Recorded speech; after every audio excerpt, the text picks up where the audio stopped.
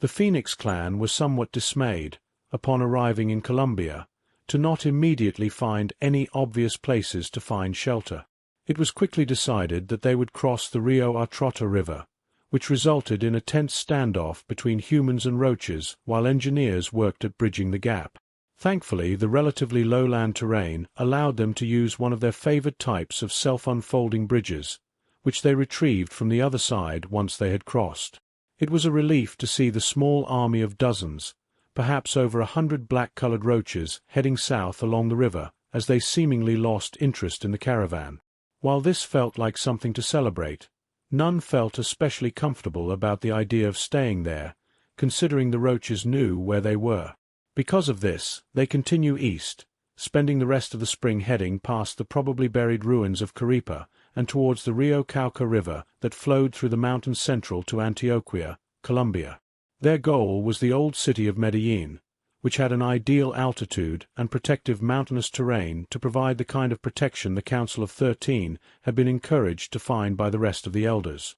This did result in having to cross the Rio Cauca, but thankfully the northern parts of it did not have the tricky mountainous terrain around it that it did to the south. It was only after crossing that river and trying to find the path south to Medellin that things started seeming a little strange. People had started spotting greenery in the distance, but said greenery tended to vanish in the night before the caravan could approach it. Looking at these lumps of plant life from a distance did not really allow anyone to identify them. Whatever they were, they had thick barky plant flesh, were quite wide, and had formations of greenery around the tops. All that was left when they managed to close in on them were large holes in the ground up to a meter across, with signs of removed roots. More curious were the heavy footprints that seemed to leave these holes, which Thorne insisted looked like roach tracks.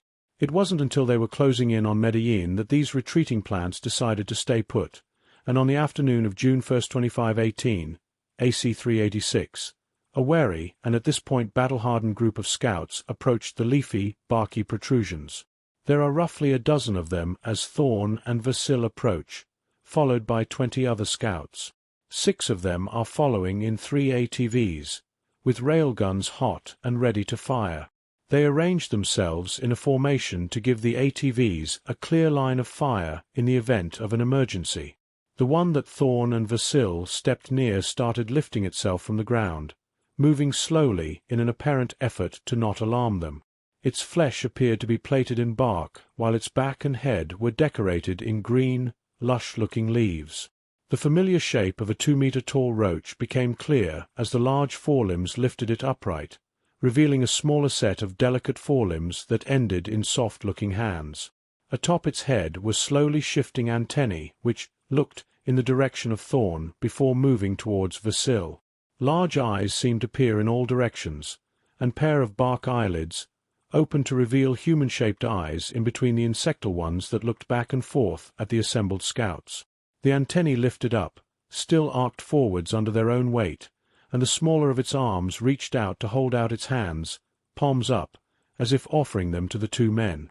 It crouched forwards, its seemingly wooden mandibles shifting and moving in a fashion that seemed almost nervous. Vasil kept his weapon raised, breaking the silence first. "I thought we were going to shoot roaches on sight. What are we doing?" He glanced over at Thorne, who had lowered his own gun.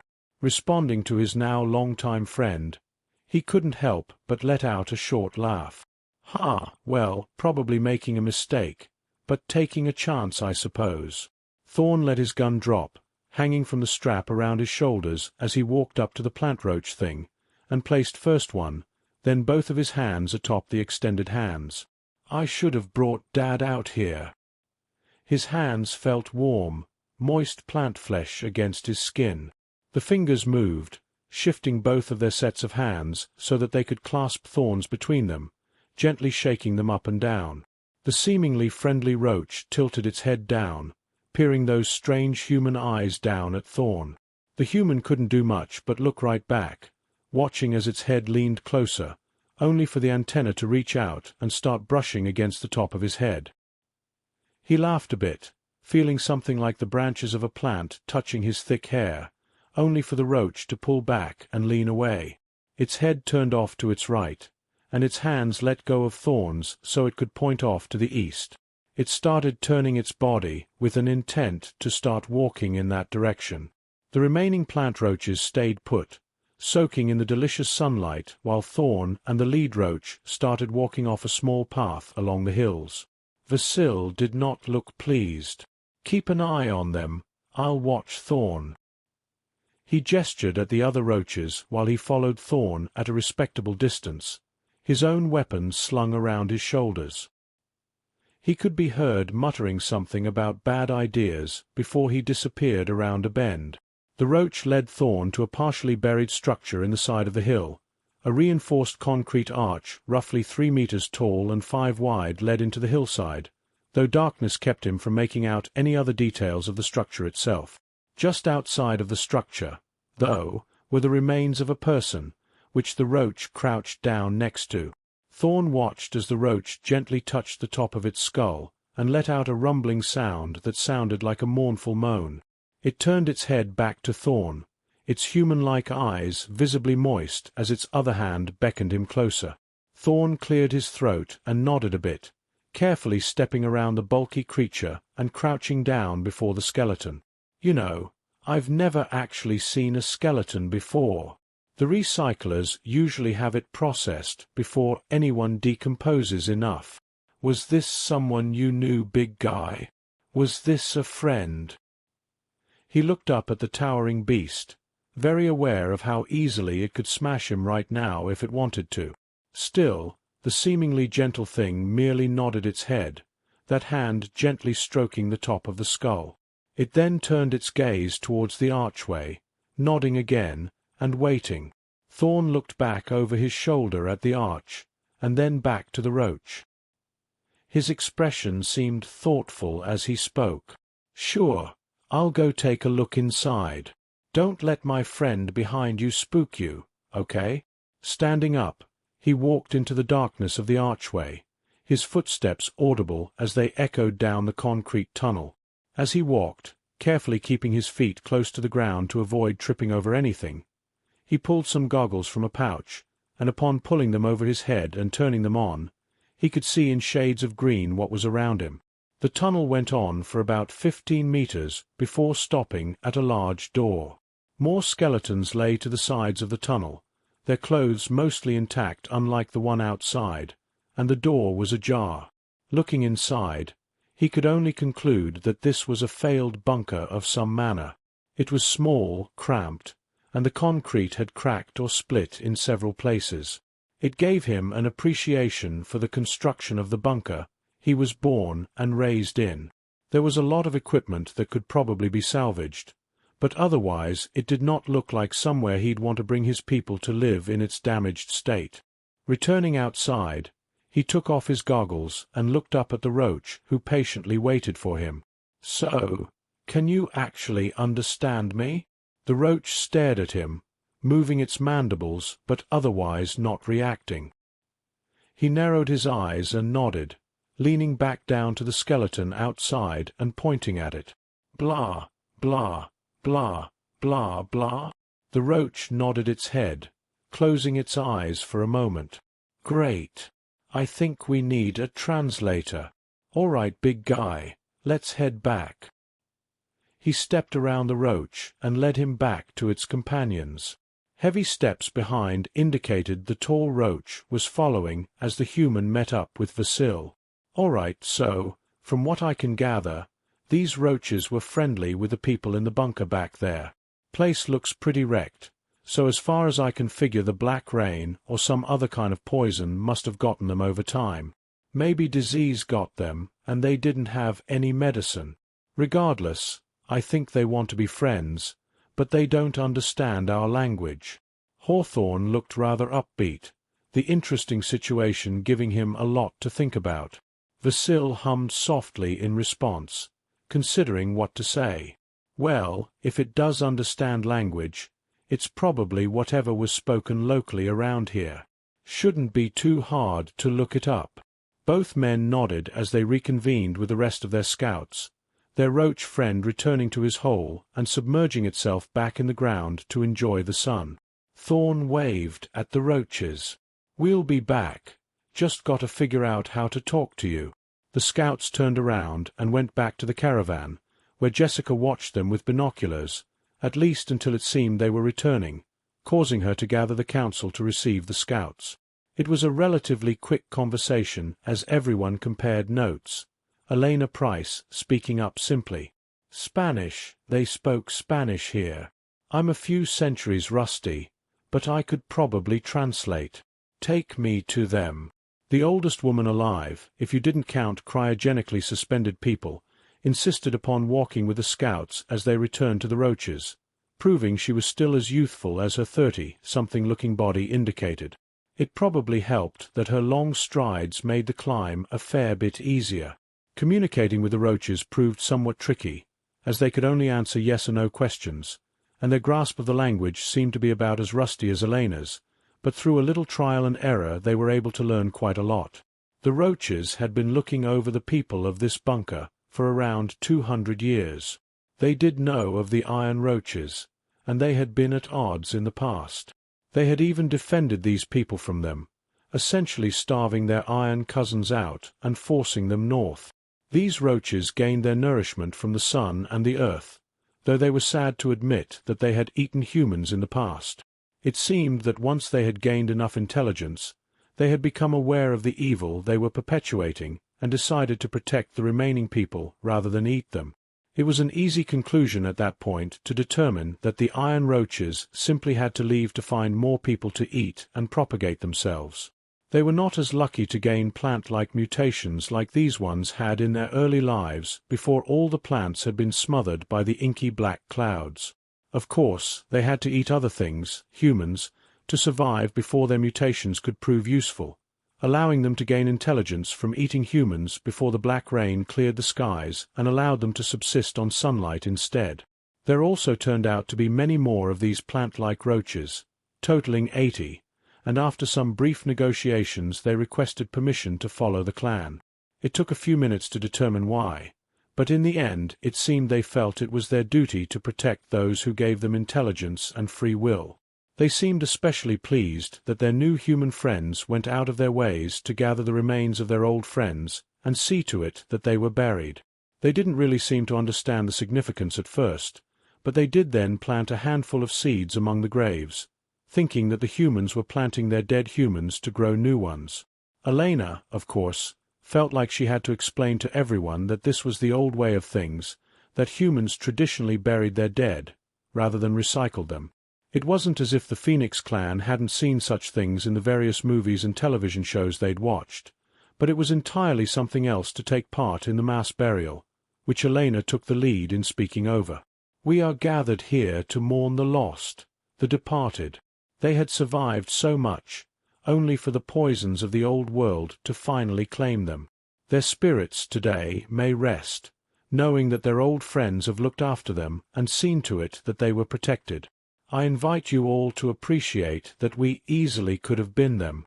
We could have ended up falling prey to any number of circumstances that would have overwhelmed us, and it is by fortune, intellect, and grit that we have survived.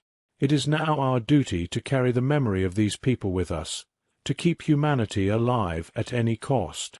We must honor the memory of fallen survivors and see to it that we endeavor to continue on for them, as well as ourselves. They would certainly want us to." The Phoenix clan and the Flora Roaches arrived in Medellin within the week, the sprawling ruins giving them plenty of opportunities to scavenge. They also got back into communication with TIA, while separating the Beta facility car from the rest to get it onto higher ground. A combination of batteries and solar panels allowed the vehicle to keep the computers powered up, and it also operated as a fine wireless router to the rest of the vehicles in the caravan. The long train of vehicles had been split up into 3 parts, with the engine powering one section and Alpha 1 and Alpha 2 powering the other 2. They arranged in something of an open-ended triangle, allowing them to more easily move from one side to the other if need be. It also gave them natural choke points in the event of attack, something that the Flora Roaches seemed to believe was imminent. They provided them with new schematics for weapons, and by the end of June they had mounted several new railguns atop the cars of the caravan and had built some new structures around them. Arranged along the main entrances were 5-meter-tall towers, and kept at a respectable distance. The tops of them had thick rings of metals, and made up the very image of the classic Tesla coil. It was a dangerous thing to use as a defensive weapon, necessitating people stay away from it while it was active, but the metal-laden carapaces of their enemies would surely attract the lethal shocks from the tall lightning rods. Additionally, 3 of a new type of weapon were mounted atop a trio of watch towers that appeared at first to be railguns, but were actually magnetic shell launchers. These allowed some artillery fire of high-speed explosive shells that should allow them to go easy on their limited amounts of explosive powders. All of the weapons had to be relatively near the caravan to allow cabling to power them, but it allowed them to keep a tight perimeter. The ruins of the city provided materials for yet more defenses, primarily in the form of low concrete walls to fire from behind, and new foundations in the middle of the formation of cars to start building permanent structures. Clint seemed especially excited about starting to plant things in the soil, considering that the flora roaches seemed to have no issues with rooting themselves in the ground during the day. The roaches were really pulling their weight as well, helping move heavy objects and pound old concrete into rubble so that it could be ground up into new concrete. They seemed every bit as powerful and sturdy as their iron cousins, while not quite as heavy. This did mean that they could move slightly faster, but their plant-like nature caused them to tend to move rather slowly most of the time. Jessica spent most of her time up on the hill overlooking the settlement they were forming, looking after the beta facility computers and keeping in touch with them much of the day. She also exchanged messages with the other elders, debating various topics, including trying to figure out what to do with their dead in the future. Most of them seemed preferential towards continuing to recycle them, though a handful had been moved by Elena's ceremony over the graves of the Columbian bunker. Those concerns would have to wait, however, as the scouts spotted the iron roaches again. The large group of man-eaters had found the tracks of their caravan, and were starting to follow them up towards their camp at Medellin. Dark clouds gathered to the north, an indication of one of the region's frequent storms coming in, though from Jessica's vantage, she expressed concerns over the severity. Satisfying clackety-clack sounds filled the car as she exchanged messages with the other elders via the keyboard of the beta facility computers. Jessica, I haven't seen clouds that dark before. Elena, from what I remember of my history, this region isn't known for its hurricanes. We'll be fine. Clint, your history doesn't mean anything. There isn't any forests or plant life to absorb the storm surges or slow their advance onto land. Sherry, that's one of the reasons we settled on high ground. We'll be fine, especially if we can get more concrete foundations down under the cars. Walter, if you want to worry about anything, worry about those roaches on the way. From what Elena found out, they're here to eat us. Probably starving by this point. Running out of iron to eat. Hell, that's probably why we didn't find many ruins on the way here. Jessica, fine. Fine, but don't get mad at me when our weapons don't work from all the rain. Sherry, we have plenty of weapons that will work in the rain. We only really have to worry about the Tesla coils, and even then I bet those iron bastards will take whatever we throw at them. Barnard, just make sure that our friendlies don't get anywhere near them. Whatever else happens should be to our advantage. All that followed after that point were a number of people typing some version of agreed, including Jessica, though she remained concerned about the storm. It was about that point that T-Terra and Megan Clark showed up, with the latter carrying a complicated-looking electronic rig. All right, so, what's this about now? Jessica looked a little surprised to see the two up here. T-Terra spoke on Megan's behalf. Megan is concerned that the iron roaches might win, and would like to take the chance at uploading to the Arkansas. She may not get another chance. Megan nodded awkwardly, forcing body language where she otherwise wouldn't. This is so. It is not as though I am wanted here anyway. No one allows me to assist. It is logical that I take my chances where I can be useful and safer. Jessica let out a sigh, exasperated. All right. Fine. You know this will kill you, right? Affirmative. I will, however, be backed up. You are welcome to salvage my remains. Jessica raised an eyebrow at that, straightening up her back. She hadn't really thought about it, but there was a lot of interesting and rare tech in Megan's body that she'd love to have Sherry reverse engineer. All right, let's get you set up. I'll let Tia know you're coming. After sending a quick signal to the Ark to let Tia know to isolate the next broadcast and store it safely away, the 2 women and 1 cyborg got to hooking up the half-woman up to their systems. Jessica was impressed at how well T-Terra seemed to know what she was doing. She'd obviously been putting a lot of work in on this. The very moment they started the data upload, Megan lost consciousness, and T-Terra turned on the respirator she'd hooked up to her to make sure she kept breathing. In their research, it seemed common for autonomic functions to become irregular, so they had hooked her up with a backup pump to help circulate her blood in case her heart stopped, and a respirator to handle her breathing. This left the 3 stuck there for the remainder of the day as the massive data transfer occurred, the entire contents of a living mind being beamed over 3 light days away to be stored away in a rack of newly constructed hard drives made from the Lubermassey's comet's abundant metal supplies. Meanwhile, the Phoenix clan and the Flora Roaches prepared for battle. Thorn and Vasil drilled the scouts-turned-soldiers, while Elena took command of their Roach allies. They had even managed to arm a number of the Roaches with a handful of extra arc throwers and slug rifles, though their delicate hands seemed ill-suited for the latter. Injuries were anticipated, but the Flora Roaches seemed willing to risk the danger to help their new friends. Spotlights from the towers lit the night, and the dangerous hum of the forward Tesla coils filled the air as their enemies approached. Tension filled the air, while overwhelming darkness approached the surrounding region due to thick, soupy cloud cover. A bright flash lit the sky as lightning arced from cloud to cloud, followed shortly after by the bang of thunder rolling across the ruins of Medellin. Jessica was watching a progress meter tick closer and closer to 100% while clouds rolled in, threatening to smother the transmission. Fuck, she had to do this when a goddamn hurricane was rolling in. The dumb bitch is going to get lobotomized by a fucking cloud. T-Terra glared at the other woman, then looked down at Megan's prone body. Come on, you're almost there. One last little push. T-Terra seemed intent on seeing this through, but Jessica was looking frustrated. Look, Doc, you gotta get off this hill before the storm gets here. I'll finish up, but you don't need to be here anymore. The medical specialist appeared to be incensed, but she couldn't find any flaw in Jessica's logic. Fine, but don't you cut that stream before it finishes.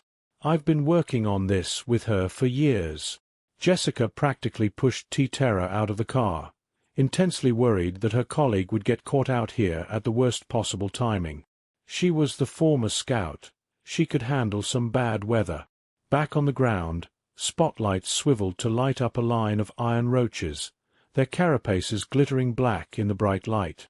They seemed irritated, their mandibles chattering. One in the front smashed the ground with one of its forelimbs, letting out a rumbling shout which was answered by what had to be more than 100 of its companions stretched back down the road in columns.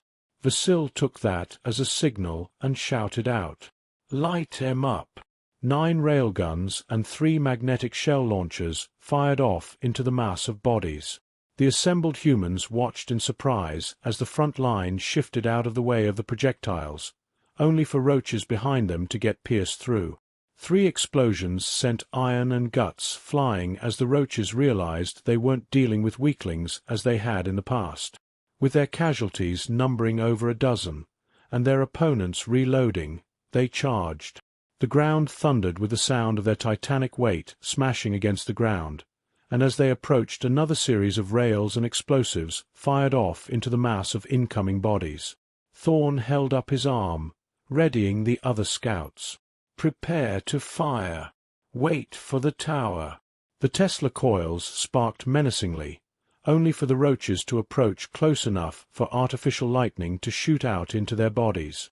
Jerking and shuddering bodies were ploughed into from behind, sending electricity through 3 roaches at a time between the 2 towers, only to pile them up before the coils. As a 4th and a 5th smashed into the piles of bodies, they all stilled, with the coils preferentially continuing to strike the now dead bodies. The remaining roaches were able to pass by the 2 piles of dead companions, only for Thorn to shout, joined by Vasil, "Fire!" Arcs of electricity, slugs, rails, and explosive shells smashed into the advancing bodies below, while Jessica on the hills above let out a whoop of celebration. The roaches didn't seem to have a chance. A dinging sound in the car indicated a successful transfer, only for lightning to lance down from the all-too-nearby clouds, striking one of the Tesla coils and blasting the area, shorting out the circuitry running the coil, which also ran back and took out one of the spotlight towers and its attached magnetic shell launcher. Oh shit! Jessica ran back into the car, shutting off the main computer and starting to rip open the guts of the systems. Gotta get the hard drives out of here. It wasn't hard to recognize that the car she was in was the tallest metal object around. Elena yelled out over the weapons fire, "Todos, attack one!" The ground practically quaked as a second army of roaches rushed out from among their human allies, smashing into their iron-plated foes, and forcing their allies to approach dangerously to avoid friendly fire. The remaining enemies turned the battle into a melee, enormous fists and huge bodies bashing into each other under the light of the remaining spotlights and Tesla coils. Humans and roaches alike fell, bodies smashed into fortifications, and lightning both artificial and natural lit the area as a heavy downpour began. The flora roaches armed with weapons oftentimes found them perfect to break a deadlock as they clashed with their iron-plated foes. Some of the iron roaches realized the danger of these armed enemies at melee range, and in a handful of cases they could be seen locked in stalemates as they wrestled for the firearms between them with their smaller, more delicate arms. Iron spikes proved effective weapons when charging at sufficient speed, splintering and breaking hard, wooden carapaces and eliciting bellows of pain. Humans ducked and dodged between the titanic combatants, breaking up stalemates and occasionally getting caught up in the struggles of multiple tons of roach meat. Friendly fire was minimal, but with weapons using electricity proved unpredictable and dangerous in the falling rain. Thankfully, iron trumped all in attracting electricity, and would seem resistant to it, making these events minimally tragic. Vasil and Thorn had gotten locked up in the combat, the ground getting muddy as they struggled to end the wrestling match. Occasional explosions went off, holes ripped through roaches as railguns lanced through the line, and in one horrible moment an iron roach pivoted and shoved a flora roach into the line of fire. Splinters and meat exploded as the railgun shattered its body, but the rail also continued through 2 more iron roaches before smashing into a distant hillside. The storm seemed to care not for their desperate battle as it thoroughly shrouded them in darkness, threatening to smother them all in its ominous presence. It was as if nature itself was feeling left out, and wanted to strike its own blow against those assembled. Thorn watched in shock and alarm, though, as lightning struck the car containing the beta facility computers. A pair of explosions went off inside as the ground under the car started to give way due to the rain and explosions. Mother!